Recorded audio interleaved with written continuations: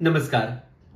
श्रावण महिना होता आता सुरूही झाला आणि मग काय असतं, श्रावणामध्ये आपण बघतो की एक जिवतीच्या प्रतिमेचं चित्र आपण घराघरात लावतो आणि त्याची पूजा करतो.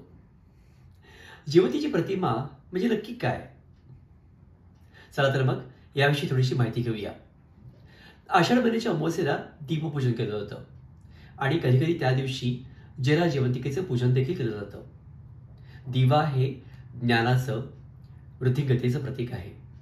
अज्ञानाचा नाश करून ज्ञानाकडे नेणारा मुख्य आधार आहे. तो म्हणजे दीप. तुम्ही एक दिवा उजळा, त्यावर तुम्ही असंख्य असे दिवे उजळू शकता. म्हणजेच दिवा तुमच्या वंशाचं, ज्ञानाचं आणि सौख्याचं, वृद्धीचं प्रतीक आहे. आणि या प्रतीकाचं पूजन म्हणजेच दीपपूजन. दुसरी पूज्य देवता म्हणजेच जिवती. जिवतीच्या प्रतिमेच्या रूपात त्याची पूजा केली जाते. संपूर्ण श्रावण महिना आपण या प्रतिमेचं पूजन केलं तर त्याच्यामध्ये आपल्याला भाग्य आणि लाभ होतो. या प्रतिमेचं पूजन म्हणजे मातृशक्तीकडून केलं जातं आणि त्यांच्या अपत्यांच्या मंगलतेची एक प्रार्थना केली जाते. ही प्रतिमा अत्यंत वेगळी आहे आणि अर्थपूर्ण पण आहे. प्रतिमामध्ये वेगवेगळ्या अशा 4 देवता आहेत. बघा तरी चित्राकडे. आणि या 4 देवतांचं वैशिष्ट्य म्हणजे परस्परांशी काडीचाही संबंध असलेल्या ह्या स्वतंत्र अशा देवता आहेत. संपूर्ण महाराष्ट्रामध्येच याचं चांगल्या प्रकारे पूजन केलं जातं. पण ही प्रतिमा मात्र कधी बदलली नाहीये किंवा त्याचा क्रमही बदलला नाहीये. जिवतीमध्ये तुम्हाला प्रथमतः दिसतील ते नरसिंह, नंतर कालिया मर्दन करणारा कृष्ण आणि मध्यभागी मुलांना खेळवणाऱ्या जरा जिवंतिका आणि सगळ्यात खाली म्हणजे बुध बृहस्पती म्हणजेच गुरु.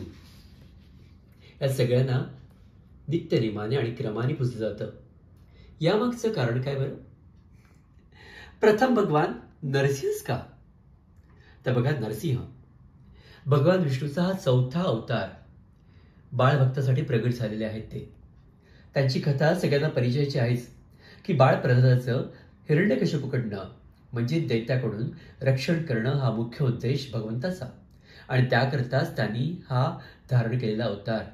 आणि म्हणूनच या भगवान नरसिंहाचं या प्रतिमेमध्ये पूजन केलं जातं. म्हणजे काय? म्हणजे आपल्या बाल संस्कृतीचं, बाल मनाचं, या सगळ्यांचं संरक्षण करणारा हा नरसिंह घराघरामध्ये आपल्या बाळाचा बचाव करतो. जसं काही त्याचं उंचावनं पडणं, अन्नाची बाधा, आग, या सगळ्यांना तो वाचवतो आपलाच हा नरसिंह देव. त्यानंतर येतात ते म्हणजे कालिया मर्दन करणारे श्रीकृष्ण. यामध्ये नाग आणि कृष्ण ही श्रावणामधील आराध्य देवता आणि नागप्रतिमा आणि कृष्ण प्रतिमा वेगळीरित्या ती एकत्र गेली आहे. म्हणजेच कालिया मर्दन करणारा श्रीकृष्ण. या प्रसंगावर लक्षात येईलच, जेव्हा यमुनेच्या डोहामध्ये आपला चेंडू हरवला म्हणून मित्र तो आणायला म्हणून डोहात गेले, तेव्हा त्या सगळ्यांना वाचवलं कोणी? तर श्रीकृष्णानं. आणि त्याच वेळेला त्या कालियाला देखील त्यांनी मारलं नाही, तर त्यालाही अभय दिलं आणि त्याला म्हटलं की तू यांच्यापासून दूर राहा. परंतु त्यांनाही त्यांनी वाचवलं. नागासारख्या सरपटणाऱ्या प्राण्यांमध्ये पण त्यांनी त्यांचा जीव वाचवण्याचा प्रयत्न केला होता. आणि म्हणूनच हा कृष्ण ज्यांनी बालकांवरती आलेल्या वाईट प्रसंगातून वाचवलं, त्याचप्रमाणे नागासारख्या विषारी सर्पाला देखील आटोक्यात आणलं. म्हणून तो कालिया मर्दन या रूपामध्ये पूजला जातो. म्हणजे काय? म्हणजे कालिया दमनक असा कृष्ण बाहेरच्या आपत्तीपासून, जसं खेळता येणाऱ्या आपत्ती, पाण्यात येणारी आपत्ती, या सगळ्याचं संरक्षण आपल्या ऊर्जेने करतो आणि आपल्या छोट्या छोट्या बालकांचं रक्षण करतो. म्हणूनच जिवती प्रतिमेमध्ये त्याला एक स्थान आहे. त्यानंतर येतात जरा आणि जिवंतिका या 2 यक्षगणातील देवता, ज्याला आपण म्हणतो जीवती किंवा जीवत्या. आता यामागची कथा काय आहे?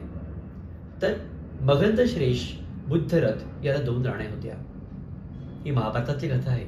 त्या 2 राण्यांवरती त्यांचं चांगलं सारखंच प्रेम होतं. परंतु राजाला मूल बाळ नव्हतं, त्यामुळे तो नेहमी चिंतित असायचा. तेव्हा नगराजवळील उपवनामध्ये ऋषी चंड कौशिक आल्याचं राजाला कळतं आणि तो त्यांच्याकडे जातो त्यांची पूजा अर्चा करतो आणि आपली चिंता व्यक्त करतो. तेव्हा ऋषी मुनी त्याला प्रसादामध्ये एक आंबा देतात आणि म्हणतात, आपल्या राणीला खायला द्या. दोन्ही राण्यांवरती समान प्रेम होतं राजाचं, त्यामुळे तो काय करतो, दोघांनी तो आंबा अर्धा अर्धा देतो. आणि होतं काय, त्या राजाला अपत्य होतं, परंतु अर्धी अर्धी म्हणजेच विचित्र आणि अर्धवटशी 2 अर्भक जन्माला येतात. आणि त्यावेळेला राजाला कळतं ते काय करायचं, म्हणून त्यांना तो जंगलामध्ये नेऊन सोडतो. त्याच वेळेला जरा नावाची एक यक्षिणी तिकडे जात असते. ती दोन्ही मुलांचे तुकडे ताब्यात घेते, हातात घेते आणि दोघांना ती अवयव सांधण्याच्या आपल्या कलेने सांधून टाकते. त्यांची शकल पण सांधते. आणि ते सांधलेलं अर्भक असतं ते त्यावेळेला बुधरथ राजाला ती आणून देते. जरा यक्षिणीने सांधले म्हणून राजा तिचं नाव जरासंध असं ठेवतो. जरासंध आणि जरा या यक्षिणीच्या उपकाराचा प्रत्यर्थ तो एक देऊळ बांधतो आणि तिला इष्टदेवतेचा असा सन्मान देतो. त्याचप्रमाणे त्याचा अवार्षिक उत्सव देखील सुरू करतो. अशी जरादेवी. जरेप्रमाणे तिची सखी जीवंतिका. जीवंतिका या शब्दाचा अपभ्रंश म्हणजे जीवती. जीवंतिकेचा अर्थ होतो दीर्घायू प्रदान करणारी अशी देवता.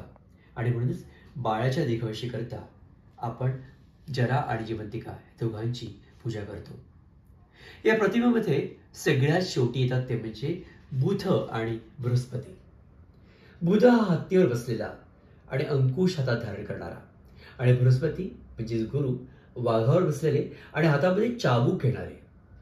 बुधाच्या प्रभावामुळे जातकाला अलौकिक अशी बुद्धिमत्ता, आकर्षक व्यक्तिमत्व आणि वाक्पटुत्व इत्यादी गुण सन्मान प्राप्त होतात. तर बृहस्पतीच्या म्हणजे गुरुच्या प्रभावामुळे शैक्षणिक प्रगती, आध्यात्मिक उन्नती आणि विवेक बुद्धी होते. बुधाचं वाहन हत्ती आणि हत्ती हे एक उन्नतीचं प्रतीक आहे.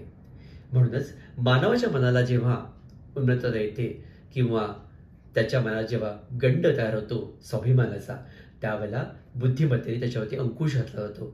म्हणून हे बुध आपण आज पूजन करतो. बृहस्पतीचं वाहन म्हणजे वाघ. वाघ म्हणजे अहंकार, आणि म्हणून मानवी मनाला अहंकार हा नेहमी पटकन चिकटतो आणि तो त्याच्या प्रगतीला मोठा अंकुश ठरू शकतो. म्हणूनच गुरुकृपेच्या आशीर्वादामुळे बृहस्पती आपल्याला शिकवतो की आपण या अहंकारावरती कसा यश घ्यावं, कसा विजय मिळवावा. आणि म्हणूनच बुध आणि बृहस्पती या दोघांनाही या जीवती प्रतिमेमध्ये चांगल्या प्रकारचं स्थान मिळालं आहे. प्रथम रक्षक देवता आणि नंतर बाळाला जन्मलेल्या बालकांचे रक्षण दीर्घायुष्य देणारी देवता, आणि त्याच्यानंतर त्याचं व्यक्तिमत्व प्रभावित सुसंस्कृत करणारे ग्रह देवता. हा जीवतीचा आणि जीवतीच्या जीवन प्रतिमेचा क्रम. एका मातृशक्तीने दुसऱ्या रक्षक आणि एका पालक शक्तीने गेलेलं पूजन म्हणजेच जीवती पूजन. जगातील सर्व प्राणीमात्रांच्या उज्ज्वल भविष्याकरता रक्षणाची एक प्रार्थना म्हणजेच जीवती पूजन. जरे जीवंतिके देवी बालयुक्ते प्रमोदिनी रक्षावर्ते महाशक्ती पूर्ण कामे नमस्तुते. तुम्हा सर्वांना तुमच्या बालरक्षणाकरता मनोकामना आणि शुभेच्छा. विनय.